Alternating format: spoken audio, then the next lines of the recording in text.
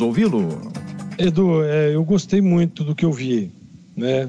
O Guarani encarou de igual para igual, apesar do São Paulo ter feito gol muito no início do jogo ali, né? E aí cabe a gente falar que houve um erro de posicionamento, os zagueiros do Guarani olhando a bola, e se deixar jogador com a qualidade do nível desses caras do São Paulo, você vai ter problema.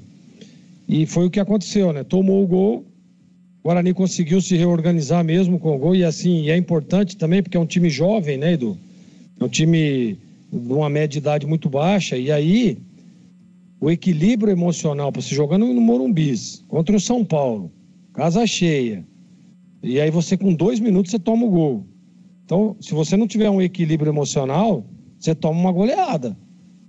Tudo bem que o São Paulo, ele deu uma tirada de pé na hora que fez o gol, e aí começou a tocar de lado, mas tudo aquilo que nós falávamos, tudo aquilo que nós imaginávamos que fosse para pelo menos tentar um empate, que fosse pelo menos para tentar surpreender a equipe do São Paulo, o Guarani fez.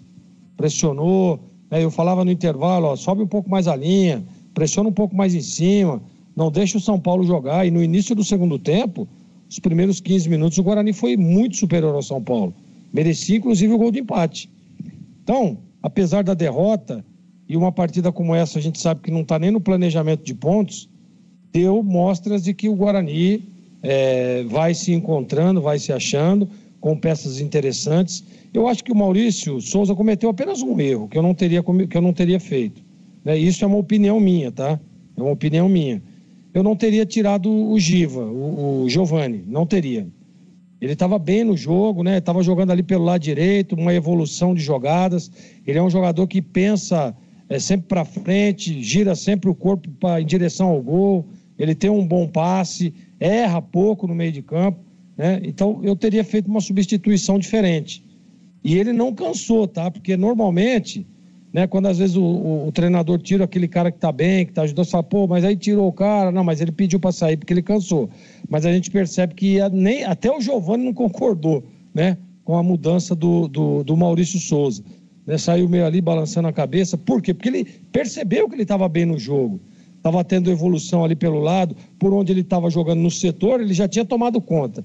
Mas aí vem aquela, né, o Maurício deve ter treinado essa situação, para tentar mudar aí o panorama do jogo, mesmo vendo que o Giovani estava bem, estava evoluindo. Então eu teria, por exemplo, tirado o Bilu e aí sim colocado o Isaac aberto, fazendo uma dobra junto com o Giovani.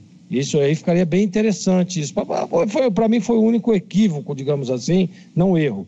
Porque o Guarani continuou, né, pressionando, continuou crescendo, a infelicidade do Titi, e aí a juventude, né, a falta de experiência, o cara estava caído ali, ele estava por cima, não tinha nada que dar uma cotovelada.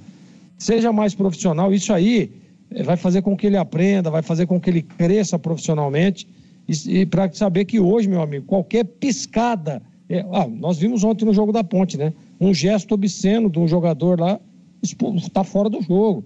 Então hoje está todo mundo vigiando, tem que estar muito atento. Então que sirva de lição para o Titi, né? E que sirva de lição também para os zagueiros do Guarani, que zagueiro que fica olhando a bola, quando a bola está na linha de fundo, vai tomar o gol. Preste atenção no que eu digo. Marca o jogador e não marquem a bola. Eu discutia muito na época que eu jogava com os zagueiros justamente por isso, por essa falta de percepção de que a hora que a bola está no fundo tem que marcar o jogador e não marcar a bola. Gostei do Guarani, viu, Edu, mesmo com resultado negativo.